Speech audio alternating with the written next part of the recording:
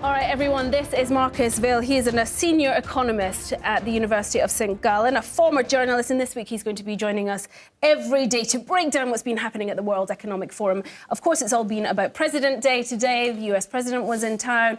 He talked that he's going to sign up for the 1 trillion trees project. He talked clean water. He talked clean air. But did you notice he didn't say climate once in his speech? Yes, I did notice it. And I think the entire speech was a contradiction to the values of Davos.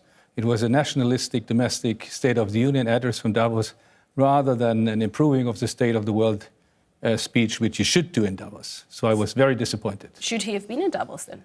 No, I mean, you should disinvite him quarterly for next year, because the only news in it was the massive contradiction to what Davos is all about. He's an anti-Davos man. He shouldn't be in Davos with a speech like this. But Davos and the World Economic Forum would have less impact if he wasn't there. Well, I mean, if you look to the entire schedule, it's been discussed, all these issues. I mean, the climate issues, the blockchain issues and everything and so forth. But you look at these 3-4 key speeches, this is the stage of the world. And if you don't hear the word climate, and if you only see a nationalistic speech, that is not what should Davos be all about. OK, well, we heard last night from Richard Quest that this climate conversation wouldn't nearly have had so much impact if both Donald Trump and Greta Thunberg hadn't been there at the same time. I was going to ask you who you thought was more effective today. I'm guessing Greta Thunberg.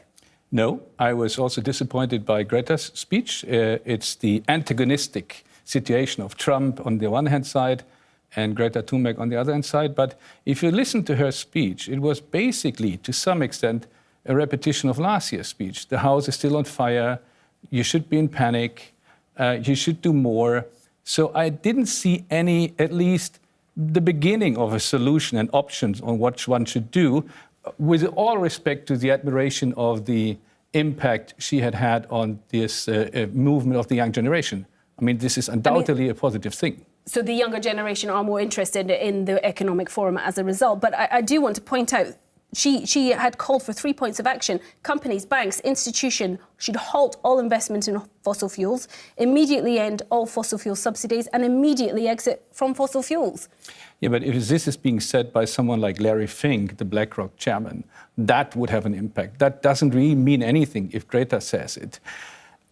If I could think of a newsworthy option today at Davos, it would have been a discussion between Greta and Donald Trump. Neither one would probably agree to it, and I wouldn't want to have a 17-year-old, be confronted with a 71-year-old, 72-year-old president. But with Klaus Schwab in between as a moderator, an open discussion, combining these 2 sessions for 2 hours, that would have an impact. So what's the option of the young generation? What do you expect from the old? Where would you omit from welfare? Where would you omit from growth? And what could someone like Trump, who needs to be re-elected, offer to do these things? So that would have been... Is this therefore a missed opportunity?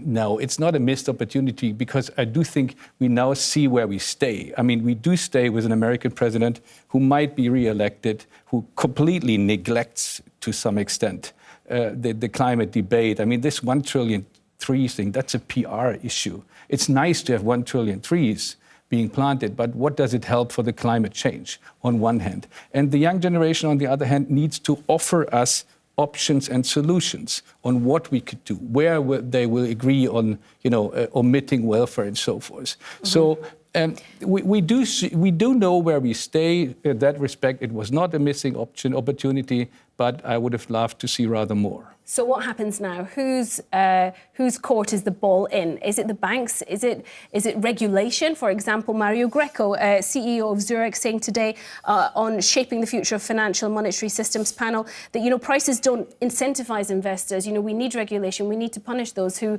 aren't, investing in green technology. To some extent, we need regulation, even though we have a lot of regulation in the banking and financial industry so far already. We need the investment community, and there's a lot being done in the investment community. I mentioned Larry Fink, and many others are going for sustainable investments. That would have a certain impact onto the portfolio decisions of corporations, but it also needs these CEOs to change their minds. I mean, we've just had this survey in Davos that it's not even amongst the 10 top issues for the CEOs on the agenda for next year.